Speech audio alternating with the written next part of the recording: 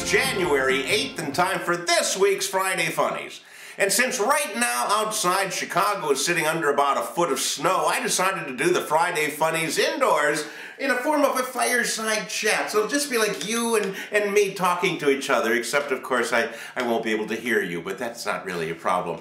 Because this is a brand new year. This is the first Friday Funnies of the new year. And so far this year, we have increased airport security. We have guns showing up in NBA locker rooms. We have terrible mid-season TV. And if that wasn't enough, it's very, very cold outside. Much of the country is currently undergoing frigid weather. And right now, even as we speak, right outside my window, it's 9 degrees. 9 degrees Fahrenheit in Chicago. If you convert that to Celsius, it's even colder. So I would like to issue an invitation to Mr. Al Gore and invite him here to visit me in Illinois and tell me exactly how warm our globe is getting, because I gotta tell you, I don't see it. I'd also like to invite President Obama to visit his other home state, Illinois, in the winter, instead of going to his new home state of Hawaii. You know, sure, Hawaii's warm and everything, but Illinois, 21 electoral votes, if you get my drift. Speaking of drifts, as the snow drifts across my driveway, let me drift into this week's Friday Funnies. You know, I don't know, some people don't like McDonald's. I don't know why. It seems like a nice enough restaurant, nice friendly clown, friendly people that run it, but a couple of times this week, people just took out their anger at McDonald's. Here you go. In Toledo, Ohio, Melody Duchesne became extremely irritated when she was told by the guy at the drive-thru window that the restaurant was out of McNuggets. Apparently, Miss Duchesne really wanted McNuggets. Possibly she was jonesing for them, as the kids like to say. Anyhow, she decided to take out her rage by opening up her car window and punching a hole in the window at the drive-thru booth. That's number one. Number two happened in Kansas City, Missouri. Police are still looking for a woman who walked in there, ordered a hamburger, took a couple of bites, went up to the counter, asked for a manager, said, "I don't like my hamburger, I want my money back." And the manager said, "I'll be happy to make you a brand new hamburger, ma'am." She goes, "Oh no, I want my money back." He said, "Well, I can't give you your money back. Half of the burger is already gone, you know." At this point, she went crazy, threw a bucket of water over the counter at the guy. Then she pushed over a glass display case, and she took 3 cash registers and pushed them on the floor. She ran out. They still haven't caught her. Now, man, this is pretty bad, but in response to all of this new burger range, McDonald's has responded by introducing their new McVallium burger. It fills you up and calms you down. So watch for that at a Mickey D's coming to you.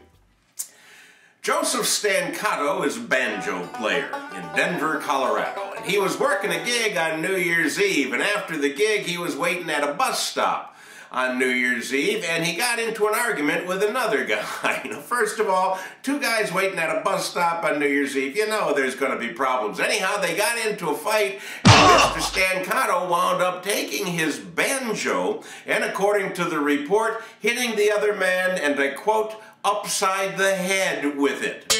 Now, if this wasn't bad enough, in Colorado, a banjo is considered to be a deadly weapon. So if this guy Stancato is found guilty, he could face prison time. What amazes me about this story is that Colorado has determined that the banjo is a deadly weapon, yet the bagpipes and the accordion get off scot-free. Makes no sense to me. All right, here's a tip to all you young kids watching out there. Never, ever skip science class. You learn very important things in science class. One of the basics you learn is combustion. That if you take a flame and you apply it to flammable liquid, a fire will ensue. Fire look a lot like that. Doesn't sound like the squeak on my chair, but it looks a lot like that. Anyhow, in Longview, Washington, a 17-year-old kid apparently played hooky from school on the day that this lesson was taught because he was siphoning gasoline out of one of his relatives' cars to put in his own. And while he was performing this maneuver, he decided to enjoy a cigarette. Yeah, you guessed it, he went up in flames like a witch in Salem.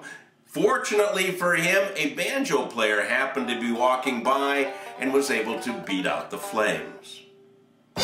Finally, this is what I call my Dope of the Day Award in Marathon, Florida. There's a guy who is the stupidest man of the day as far as I am concerned. His name is Steve Locascio. Mr. Locascio grows pot plants in his backyard, or at least he did before police confiscated them when he was not at home one day. In place of the plants, they left him a note, a hostage note. It read, "Thanks for the grow. Call for a price if you'd like them back." And it gave a phone number.